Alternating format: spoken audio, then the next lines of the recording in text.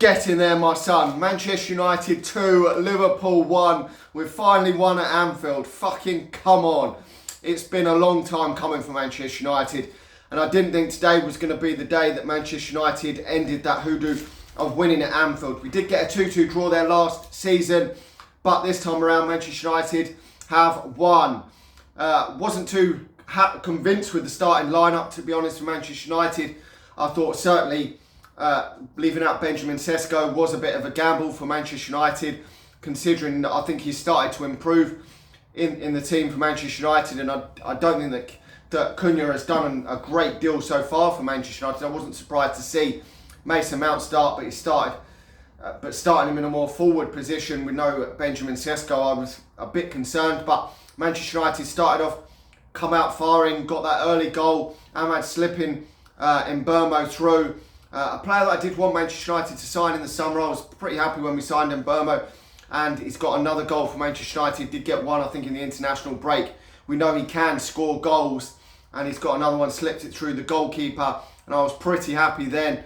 I know Manchester United have had the chances to get a second in this game. I mean, they've had chances, they've hit the woodwork. Gakpo's hit the woodwork a few times today, and I did fear the worst for Manchester United in this game.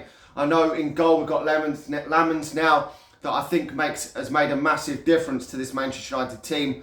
I mean, we don't know if he's going to be the next Peter Schmeichel, the next Van der Sar, the next Petr Cech, the next top goalkeeper in and around the Premier League in Europe, but I can honestly say I think he is a much better keeper than what we've had. The other two goalkeepers you just feared the worst whenever they played. You thought that there was always going to be a mistake. I think the defence and midfield probably had no confidence in them. And I just think that every single game they made, it seemed like they made a mistake. And just having a goalkeeper that's a bit more calm in the games and doesn't make the errors, the blatant errors that them two made, has made a massive difference. It really has. So a lot of goalkeepers would have improved this Manchester United team, no doubt about it. But he's a young goalkeeper going to Anfield, and he's got his first win there. Sadly, he didn't get his first clean sheet because eventually they did get that equaliser. I think it was on the verge of coming for Manchester United. Some sloppy balls in that second half. But Liverpool are always going to come back into this game. I mean, they've got the Anfield crowd behind them. They were always going to come back and have a right go in that second half. We knew that, and I did fear, obviously, Manchester United not being able to get a second goal.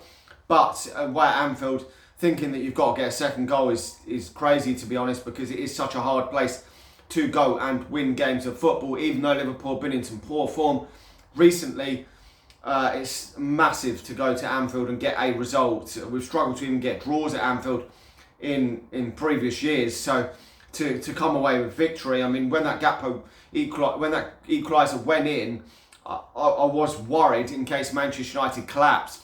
I mean, we saw that enough times under Erik ten Hag, where Manchester United were winning, maybe winning comfortably, maybe winning like 3-1 or 2-0 or so, and then we would draw the game or maybe even lose the game. And I did fear the worst of that with the Liverpool fans behind their team in their own ground.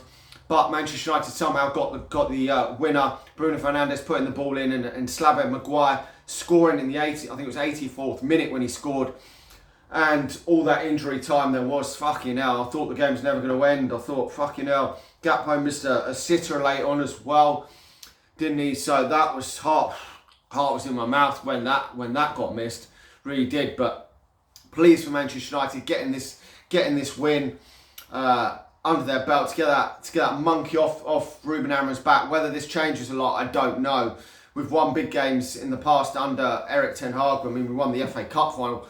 Doesn't get a lot bigger than winning the FA Cup final against Man City. Maybe this is a massive win as well, but he won that, and still he wasn't able to build on it and to end up keeping his job long term. So, if it all will be fucked up if Manchester United go, I think it's Brighton next, go into that Brighton game and play like horseshit and go and lose comfortably. All this good work will be fucking undone. We've got to go out there and push forward now. Spurs have lost today. They're one of the teams that we've got to be chasing down this season.